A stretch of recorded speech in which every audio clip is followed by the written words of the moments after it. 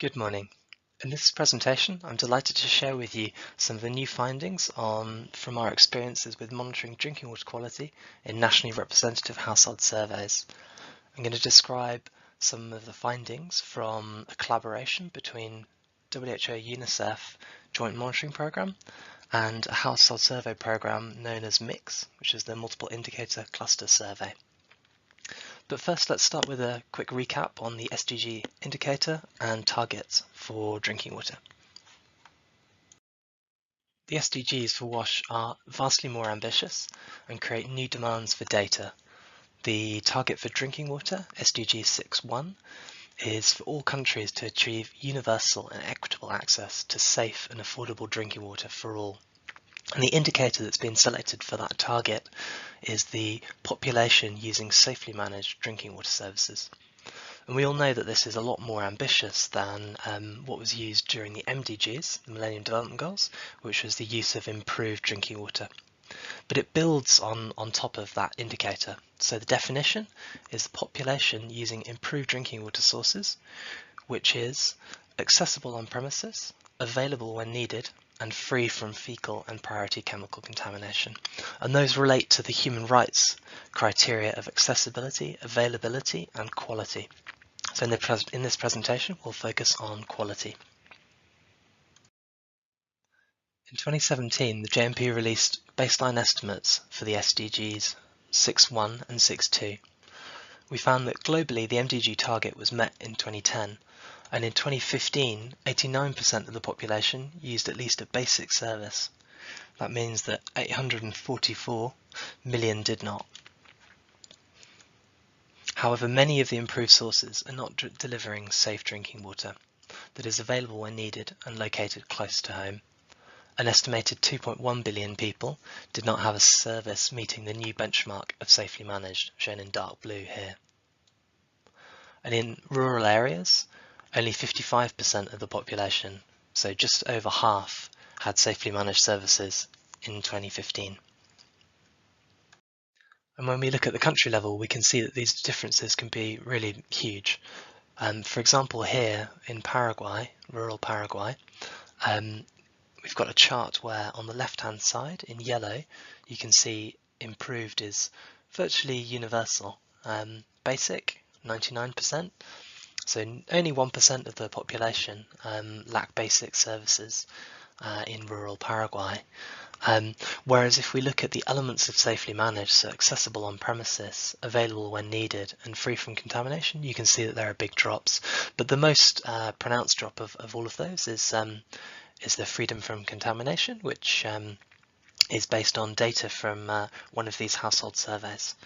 And we take the minimum of those three elements to get safely managed, which is this 51% there. So half of the population of rural Paraguay use safely managed drinking water services. So what are MIX surveys? MIX is a multi-topic survey covering a wide range of issues about children and the well-being of children and their families. One of the really exciting new additions to MIX has been the new water quality module. And as you can see here on the right hand side, it's linked to the household questionnaire. So we can find out information about households and then link the water quality directly to that. MIX have been conducted in a large number of countries for over 20 years. So what's the priority? What should we measure? The top priority at the global level is fecal contamination.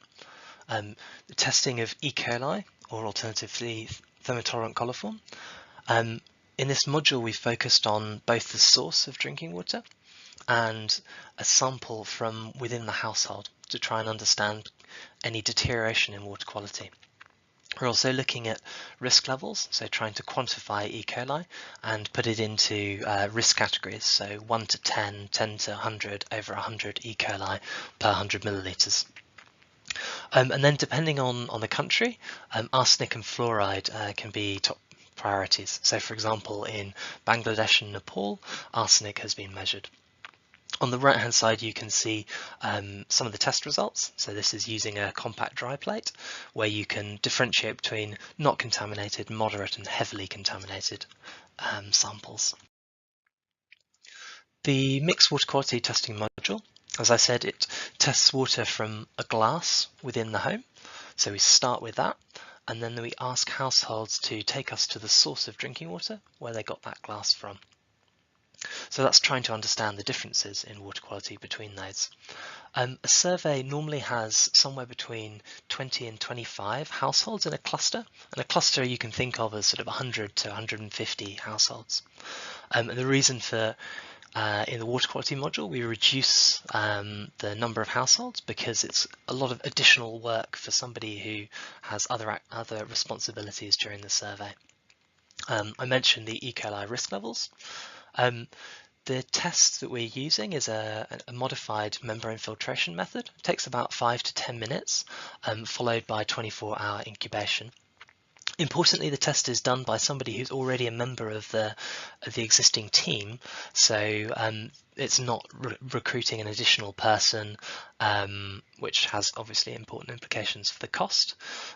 Usually this is somebody who's responsible for anthropometry, so measuring children's heights, weights, etc.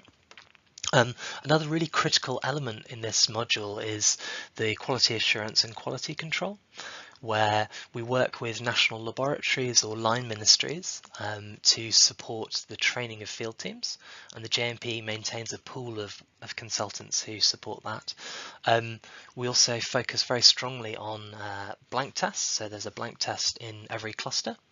And there's obviously field supervision, which is part of the survey. So a little bit more about the kit itself. So as I said, it's an adapted membrane filtration approach that has been used in most of the surveys, and you can see the manifold there in sort of aluminium in the centre, and UNICEF Supply Division has been supporting countries in procuring these. I think the other interesting side of this, so this is a millipore manifold and sort of kit with sterile funnels, for example, is we're trying to find a way to allow people who don't have experience with water quality testing to do it reliably in the field. We've also used, as you can see in the top right, an incubation belt. So this is to allow body temperature to incubate those compact dry plates, which are the E. coli testing plates, for 24 hours. There is an option of using an electric incubator, but in many contexts that's more complicated than using an incubation belt. And as you can see, we've had quite a number of countries using this module to date, over 25 now, with quite a few more planned in 2019. The other thing I'd like to point out is that quite a few of these surveys, the ones with acronyms in brackets, are countries that weren't supported directly by MIX, but are countries that have adopted the module and adapted it for their surveys. So for example, in Ethiopia, Ghana and Ecuador, those were in collaboration with national statistical offices and with the World Bank. And there's a large number of surveys planned for 2019 and also for 2020. So what do we find in these surveys? Here's an example from Congo, where we can see in the top row the proportion of the population using improved sources is around 84%. But if we look at the quality of water at the source, this indicator right at the bottom, almost half of the population use drinking water that is contaminated with E. coli. And by the time you get to the household and take a sample from the glass of drinking water used by household members, it's 3/4 of those samples had E. coli in them. So huge differences between the source and the household. And we can see that across all of the first 4 surveys. So big drops in the proportion without E. coli.